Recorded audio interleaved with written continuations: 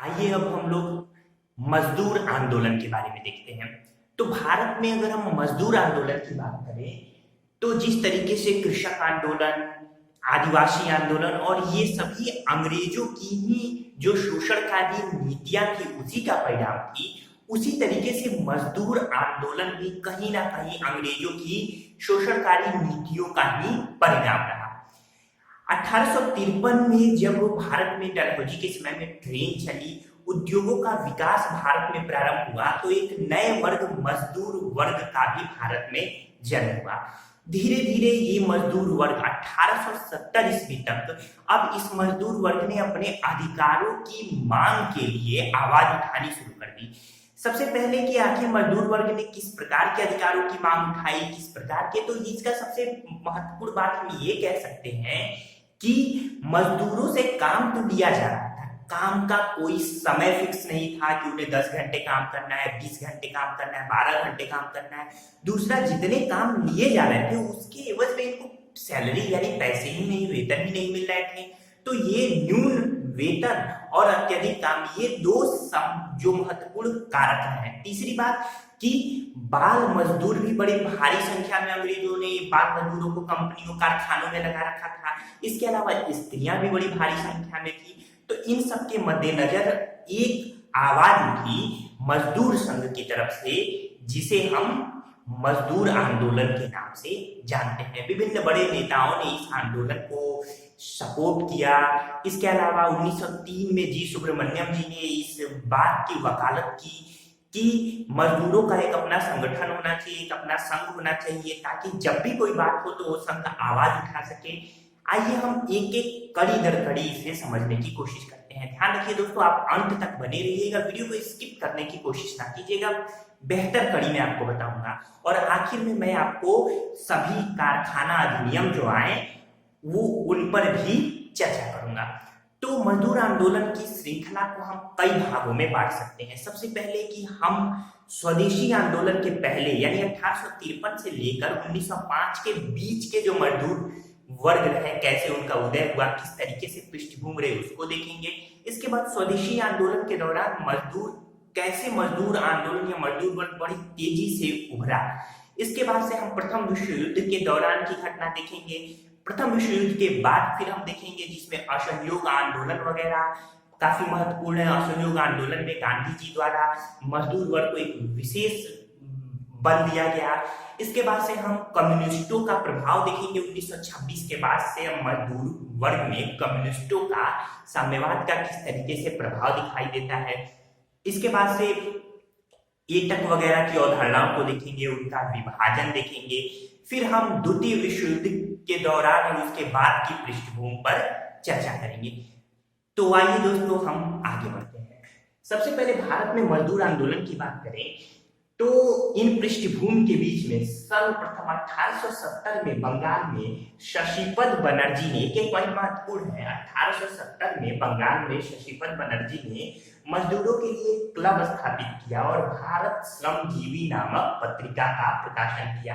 तो प्रश्न पूछा जाए कि पहला मजदूरों के लिए क्लब किसने स्थापित किया या फिर भारत श्रमजीवी का गठन किसने किया था, तो आपका सही उत्तर होगा शशिपद बनर्जी 1870 में। इसके बाद से जो मजदूरों की पहली आंशिक हड़ताल दिखाई देती है वो 1877 में दिखाई देती है, जब नागपुर की एम्प्रेस मिल में कम वेतन को लेकर मजदूरों ने हड़ताल कर दी। इसके बाद से 1878 में सोराबजी शकुरजी बंगाली ने बंबई विधान परिषद में मजदूरों के काम के घंटे यानी समय को सीमित करने के लिए, निर्धारित करने के लिए एक विधेयक पेश करने की कोशिश की। ये पहली बार था जब मजदूरों के लिए विधान परिषद में कोई विधेयक पेश करने की कोशिश की गई हो। हालांकि ये असफल रहे, विधेयक पेश नहीं हो सका। तो इस तरीके से ये भी कम से कम एक उपलब्धि के रूप में ही देखा जा सकता है कि इसकी कोशिश तो हुई, यानी कहीं ना कहीं मजदूर वर्ग को लेकर एक आवाज उठ रही थी। फिर 1880 में बंबई में नारायण मेघाजी लोखंडे ने दीनबंधु नामक अंग्रेजी मराठी साप्ताहिक पत्रिका निकाली और 1890 में उन्होंने बंबई मिल हैंड्स एसोसिएशन की स्थापना की। एक प्रश्न पूछा जाता है, भारत में आंशिक रूप से भारत का प्रथम मजदूर संघ देखिए ट्रेड यूनियन नहीं था, ये जो बम्बई मिल हैंड्स एसोसिएशन है ये कोई ट्रेड यूनियन नहीं था, इसीलिए इसे हम आंशिक रूप से भारत का प्रथम मजदूर संघ मानते हैं। अगर प्रश्न पूछा जाए कि भारत का प्रथम मजदूर संघ या आंशिक रूप से भारत का प्रथम मजदूर संघ, तो आप कहेंगे बम्बई मिल हैंड्स एसोसिएशन 1890 में नारायण मेघाजी लोखंडे के जो प्रयास हुए दीनबंधु नामक जो साप्ताहिक पत्रिका निकाली, उसके बाद इन्होंने बम्बई मिल हैंड्स एसोसिएशन की स्थापना की। पहला संगठित हड़ताल, क्योंकि यहाँ आपने देखा पहला मजदूर हड़ताल मैंने कहा आंशिक रूप से, जो कि नागपुर की एम्प्रेस मिल में यह हड़ताल हुई थी, लेकिन पहला संगठित हड़ताल 1899 में ग्रेट इंडिया पेनिनसुला यानी जीआईपी रेलवे में यह हड़ताल किया गया था। तो रेलवे के मजदूरों ने, कर्मचारियों ने इस हड़ताल को की, ये पहला संगठित हड़ताल माना जाता है। 1899 में प्रश्न पूछा जाता है, महत्वपूर्ण है, ध्यान रखिएगा। इस तरीके से जो प्रारंभिक मजदूर आंदोलन रहे, यानी प्रारंभिक समय में अब मजदूरों के अधिकारों को लेकर विभिन्न वर्गों ने, विभिन्न बुद्धिजीवियों ने आवाज उठानी शुरू कर दी थी। मजदूर आंदोलन को प्रबल बल मिला स्वदेशी आंदोलन के दौरान। जब बंगाल का विभाजन हुआ 16 अक्टूबर 1905 को यह तय किया गया अंग्रेजों द्वारा कि बंगाल का विभाजन होगा, तो प्रफुल्ल चंद्र झाकी और इस तरीके से कई सारे नेता रहे जो कि बंगाल विभाजन के दौरान दो आंदोलन हुए, एक स्वदेशी आंदोलन और एक बहिष्कार आंदोलन। स्वदेशी आंदोलन बंगाल विभाजन शुरू होने से कुछ पहले ही शुरू हो गया था। ये जो स्वदेशी मूवमेंट था, इसमें स्वदेशी वस्तुओं के उपयोग की बात की जा रही थी। तो इसी समय 16 अक्टूबर 1905 को बंगाल विभाजन के दिन ही मजदूरों ने संपूर्ण बंगाल में हड़ताल कर दी। स्वदेशी आंदोलन के प्रमुख नेताओं को इसका श्रेय जाता है कि जितने भी, चाहे वो जूट उद्योग में जो मजदूर थे, चाहे रेलवे में मजदूर थे, चाहे सूती कपड़ा उद्योग में मजदूर थे, जितने भी मजदूर थे उनको संगठित करने का श्रेय जाता है स्वदेशी आंदोलन के नेताओं को। इस तरीके से अश्वनी कुमार दत्त, प्रभात कुमार राय चौधरी, अपूर्व कुमार घोष, ये 3 महत्वपूर्ण स्वदेशी आंदोलन के नेता रहे जिन्होंने खुद को मजदूर नेता घोषित किया। कौन कौन? अश्वनी कुमार दत्त, प्रभात कुमार राय चौधरी और अपूर्व कुमार घोष। 22 जुलाई 1908 को तिलक जी को 6 वर्ष की सजा हुई। तिलक जी को सजा होने के बाद बंबई के कपड़ा मजदूरों ने 1 सप्ताह का हड़ताल किया था। तिलक जी को सजा हुई, उन्हें रंगून भेज दिया गया, बर्मा निर्वासित कर दिया गया। इस सजा के विरोध में बंबई के कपड़ा मजदूरों ने 1 सप्ताह का हड़ताल किया था। प्रश्न पूछा जाता है कि बंबई के कपड़ा मजदूरों ने 1 सप्ताह का हड़ताल किस विरोध में किया था? तो तिलक जी को या बाल गंगाधर तिलक की 6 वर्ष की सजा के विरोध में। इस तरीके से 1910 में बंबई में कामगार हितवर्धक सभा का गठन किया गया। तो ये पूरी पृष्ठभूमि रही स्वदेशी आंदोलन की। स्वदेशी आंदोलन के दौरान श्रमिक आंदोलन भी बड़ी प्रमुखता से उभरा। इसके बाद देखते हैं कि 1918 के पश्चात मजदूर संघर्ष। इसके पहले मैं बता दूं कि इसके पहले प्रथम विश्व युद्ध हुआ। प्रथम विश्व युद्ध के दौरान मजदूरों का बड़े पैमाने पर शोषण किया गया। यह शोषण 1914 में आप जानते हैं कि प्रथम विश्व युद्ध हुआ था।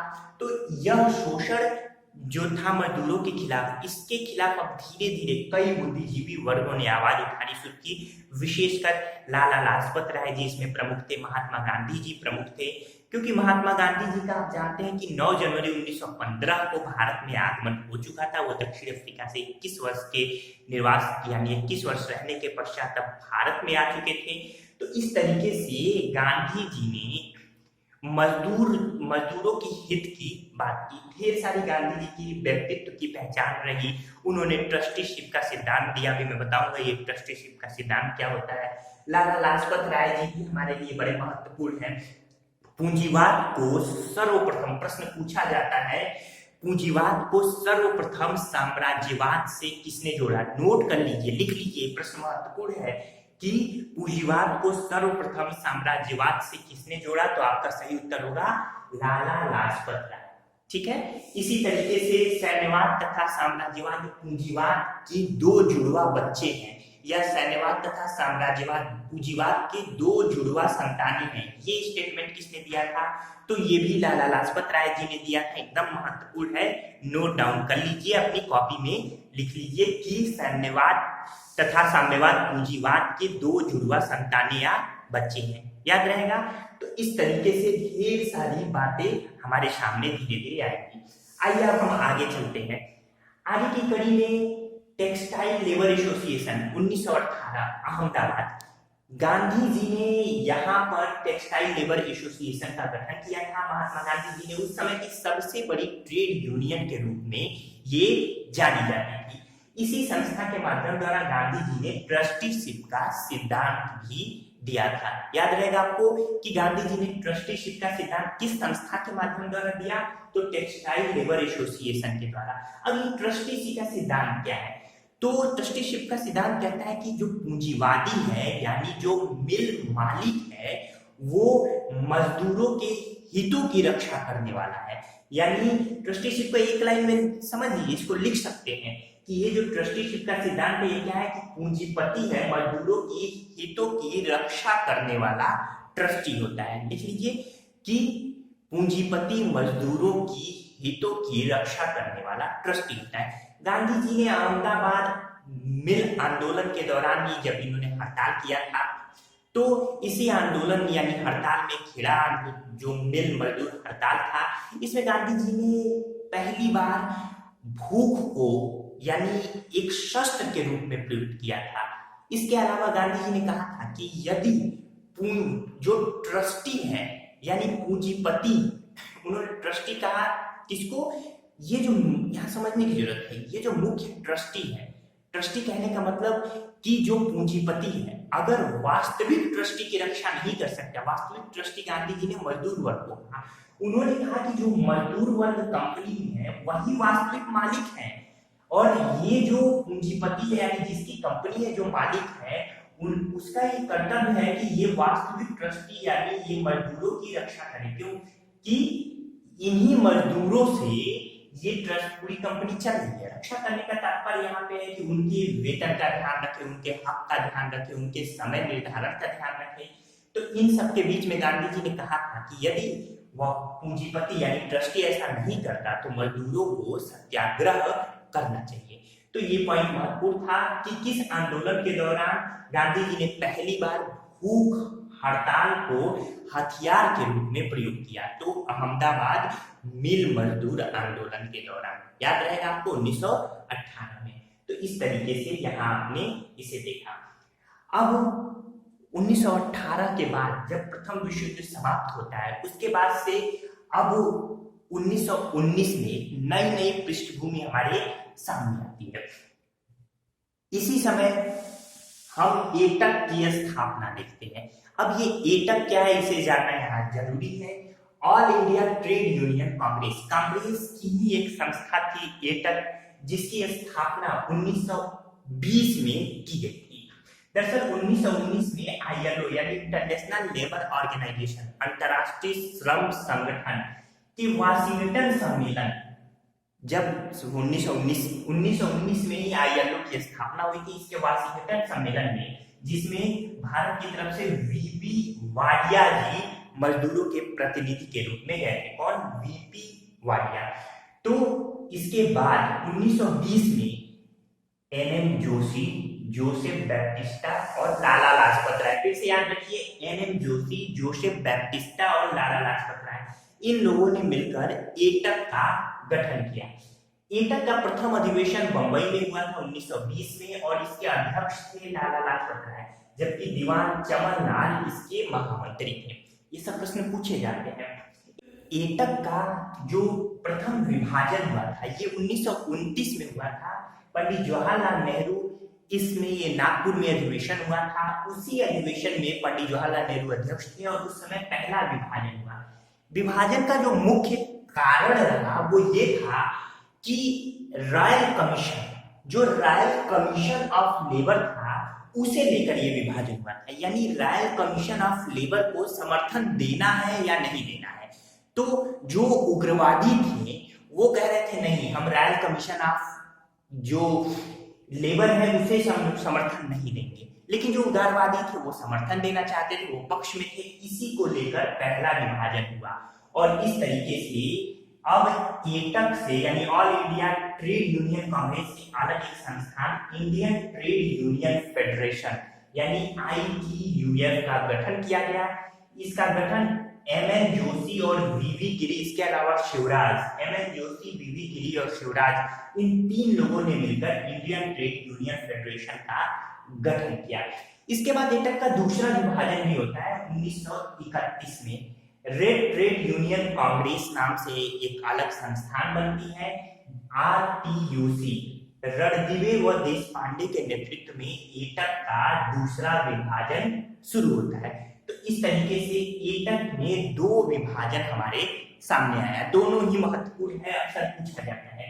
लेकिन 1934 में एटक व RTUC यानी रेड ट्रेड यूनियन कांग्रेस का विलय कर दिया गया। दरअसल अब यह अलग होने के कारण अब जो अंग्रेज थे इनको एक मजबूत हथियार मिल चुका था। क्यों? क्योंकि जो पहले 10 लोग एक साथ संगठित थे, अब 5-5 लोग संगठित हो गए थे। तो अब अलग अलग मजदूर, ये अंग्रेज क्या कर रहे थे, इनको दबाने की कोशिश कर रहे थे। इन्हीं प्रयासों में इनका विलय अवश्यंभावी हो गया था। तो इस तरीके से 1938 में ITUF जो कि पहला विभाजन हुआ था इंडियन ट्रेड यूनियन फेडरेशन का, उसे भी एटक में मिला दिया गया। 1938 में नागपुर में पहला संयुक्त अधिवेशन हुआ था ITUF और एटक के मिलने के बाद। तो इस तरीके से ये एटक की पृष्ठभूमि रही, आपकी परीक्षाओं में प्रश्न पूछा जाता है। आइए एक और प्रश्न पे हम डिस्कस कर लेते हैं। 1918 के पश्चात जो मजदूर संघर्ष था, प्रश्न पूछा जाता है भारत का प्रथम वास्तविक एवं व्यवस्थित मजदूर संघ कौन सा था? तो याद रखिएगा, भारत का प्रथम वास्तविक एवं व्यवस्थित मजदूर संघ या संगठन Madras labour union, note down कर लीजिए, मद्रास लेबर यूनियन 1918 में इसका गठन किया गया था। VP वाडिया द्वारा ये मद्रास लेबर यूनियन गठित किया गया। बड़ा महत्वपूर्ण है, इसे याद रखना जरूरी है। इसी दौरान ही 1916 के बाद से लेकर जो 1916 में होम रूल आंदोलन चला था, फिर 1918 में रॉलेट एक्ट से, तो होम रूल आंदोलन से प्रारंभ होकर 1918 में रॉलेट एक्ट से जुड़ते हुए असहयोग आंदोलन के दौरान जो मजदूर, ये जो संगठन था या यूं कहिए कि मजदूर जो आंदोलन था वो अपनी पराकाष्ठा पर पहुंच गया था। तो इसे एक बड़ा महत्वपूर्ण ये सेंटेंस आप लिख सकते हैं कि असहयोग आंदोलन, ऐसे लिखिए आप कि होम रूल लीग से प्रारंभ होकर 1918 के एटक से जुड़ते हुए असहयोग आंदोलन के दौरान मजदूर आंदोलन अपनी पराकाष्ठा पर पहुंचा। तो इस तरीके से ये पॉइंट महत्वपूर्ण है।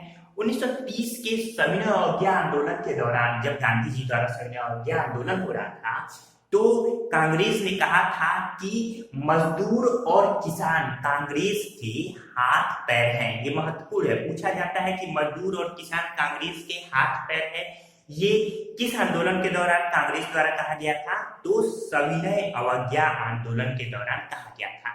तो इस तरीके से अब कांग्रेस और बड़े मंच के लोग मजदूरों के प्रति अपनी सहानुभूति दिखा रहे थे, उनके प्रति एकजुट हो रहे थे। तो इसी दौरान 1927 में वर्कर्स एंड पीजेंट्स की स्थापना की गई। याद रखिएगा कि वर्कर्स एंड पीजेंट्स साम्यवादी दल की पार्टी है। ये साम्यवादी दल की जो पार्टी थी वर्कर्स एंड पीजेंट, इन्होंने अपने आप को मजदूर और कृषकों का वर्ग घोषित किया और इस तरीके से 1928 के बाद मजदूर वर्ग में साम्यवादी यानी कम्युनिस्टों का प्रभाव हमें दिखाई देता है। फिर 1941 में इंडियन फेडरेशन ऑफ लेबर की स्थापना हुई थी, जो कि सरकार समर्थित पार्टी थी, Indian federation of labour IFL, जिसकी स्थापना MN राय द्वारा की गई थी। इसी तरीके से 1946 के बंबई में नौसेना विद्रोह के समर्थन में हड़ताल हुई थी। इस हड़ताल में ये जो नौसेना विद्रोह हुआ था, इसमें मजदूरों ने देशव्यापी हड़ताल की। बंबई में विशेषकर इस हड़ताल का प्रभाव दिखाई देता है। इसके बाद से हम यहाँ देख लेते हैं इंटक। मई 1947 में वल्लभ भाई पटेल व VV गिरी, इन दोनों लोगों ने इंटक की स्थापना की थी। अध्यक्ष इसके सरदार वल्लभ भाई पटेल। इंटक की स्थापना का उद्देश्य था, ये एटक से ही एक भिन्न एक संस्था थी। इसका उद्देश्य ये था कि जो हड़ताली है या हड़ताल वर्ग है, मजदूर वर्ग है, वो शांति पूर्वक अपना हड़ताल चला सके, जिसमें किसी भी तरीके की हिंसा न हो। क्योंकि अब कहीं ना कहीं ये प्रवृत्तियां सामने आ रही थी कि देश को आजादी मिलने वाली है, देश आजादी की तरफ अग्रसर था। तो इसी दौरान 1948 में हिंद मजदूर सभा का भी गठन किया गया था, जिसका गठन हावड़ा पश्चिम बंगाल में किया गया। 1949 में यूनाइटेड ट्रेड यूनियन कांग्रेस का प्रोफेसर केटी शाह ने गठन किया। याद रखिएगा, यूनाइटेड ट्रेड यूनियन कांग्रेस का गठन किसने किया? तो प्रोफेसर केटी शाह ने 1949 में। अंग्रेजों के समय में 2 ट्रेड यूनियन अधिनियम भी बने थे, एक 1926 का अधिनियम, एक 1929 का। 1926 का अधिनियम मजदूर हड़ताल को कानूनी मान्यता देता है, शांतिपूर्ण मजदूर हड़ताल, जबकि 1929 के अधिनियम को ट्रेड डिस्प्यूट एक्ट के नाम से जाना जाता है। इसमें यह तय हुआ कि अति आवश्यक सेवाओं जैसे रेल हुई, पुलिस हुई, तो इस तरीके की जो महत्वपूर्ण सेवाएं हैं, इसमें हड़ताल पूरी तरीके से प्रतिबंधित कर दिया गया। विशेषकर अति महत्वपूर्ण सेवाओं में हड़ताल को प्रतिबंधित करने के लिए ही 1929 का ट्रेड डिस्प्यूट एक्ट सामने आया था। तो ये सारी बातें भी महत्वपूर्ण हैं। एक और बात हमें बता दें, 1911 में सोशल सर्विस लीग की स्थापना एमएन जोशी ने की थी।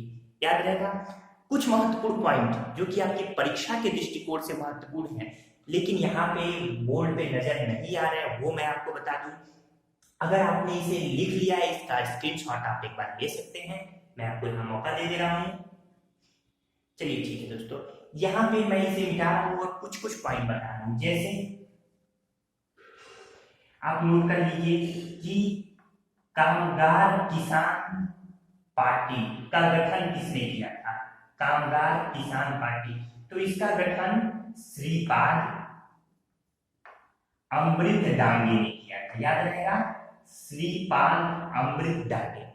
दूसरा है, आप जानते हैं कि 1 मई को मजदूर दिवस मनाया जाता है, तो पहला मजदूर दिवस कब मनाया गया?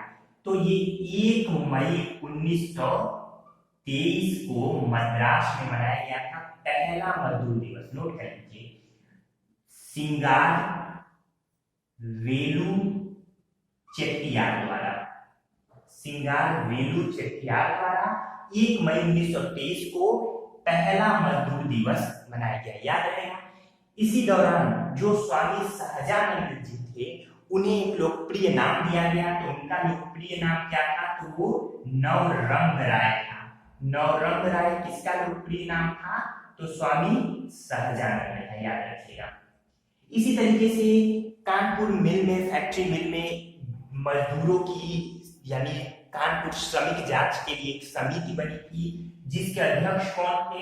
नोट कर लीजिए, कानपुर श्रमिक जांच समिति के अध्यक्ष, तो ये अध्यक्ष थे बाबू राजेंद्र प्रसाद, जिनको डॉक्टर राजेंद्र प्रसाद भी कहा जाता है।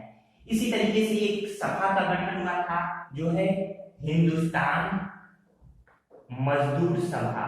तो हिंदुस्तान मजदूर सभा, जिसका 1938 में गठन हुआ था, किसने गठन किया था?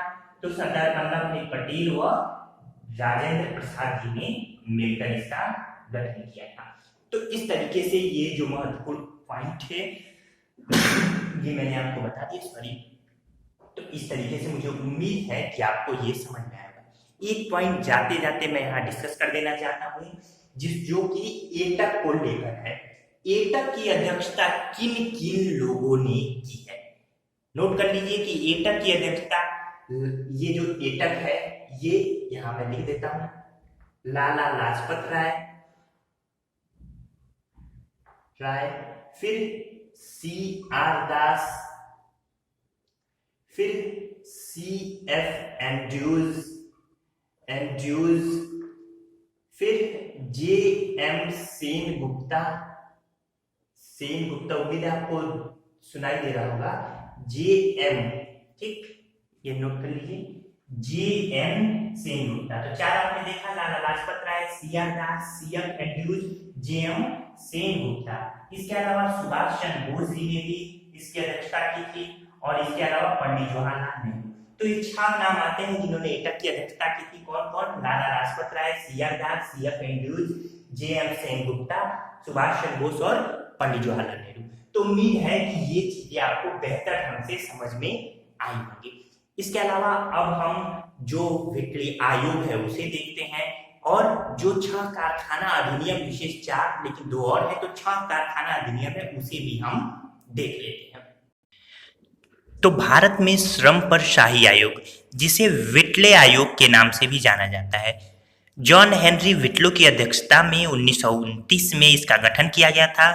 भारतीय उद्योगों एवं बागानों में मजदूरों की वर्तमान स्थिति की जांच करने हेतु विटले आयोग का गठन हुआ। इसमें कुल 11 सदस्यों में 6 भारतीय थे। कौन कौन?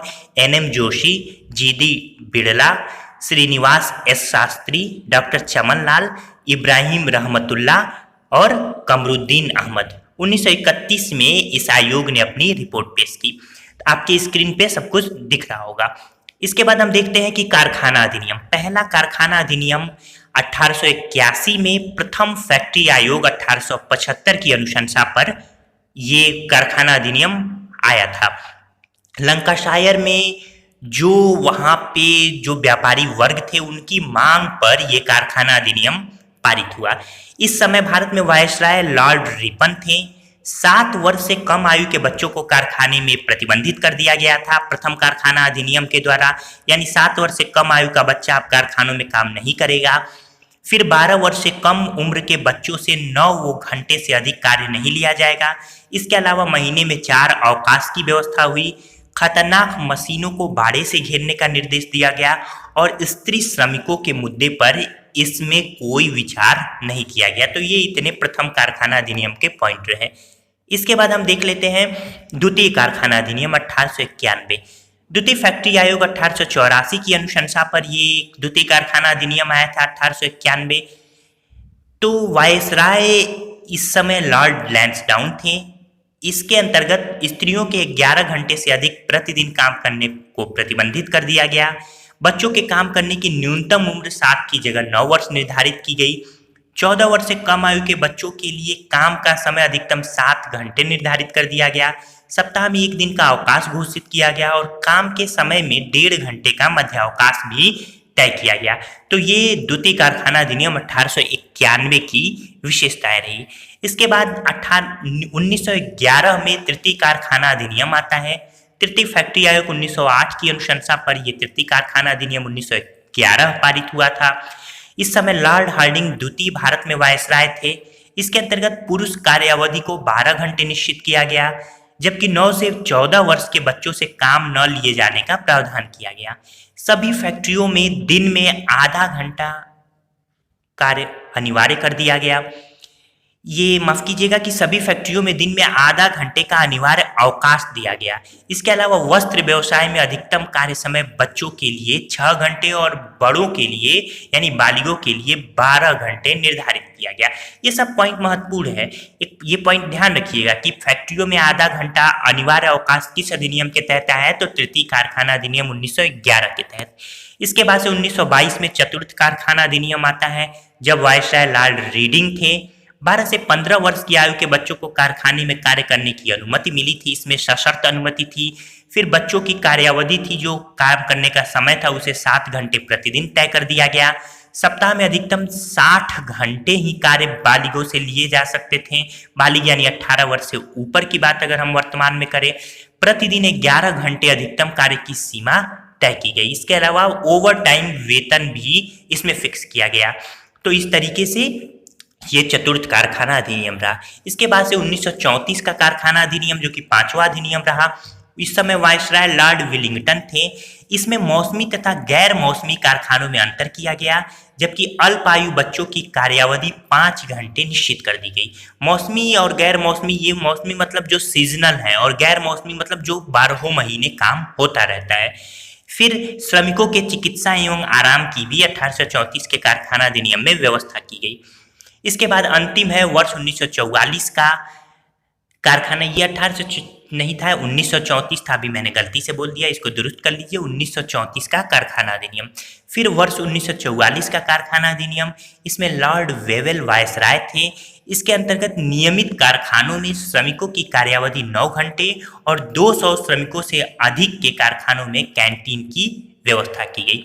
तो इस तरीके से ये कारखाना अधिनियम था। उम्मीद है आपको हमारा ये पूरा लेक्चर पसंद आया होगा। धन्यवाद दोस्तों।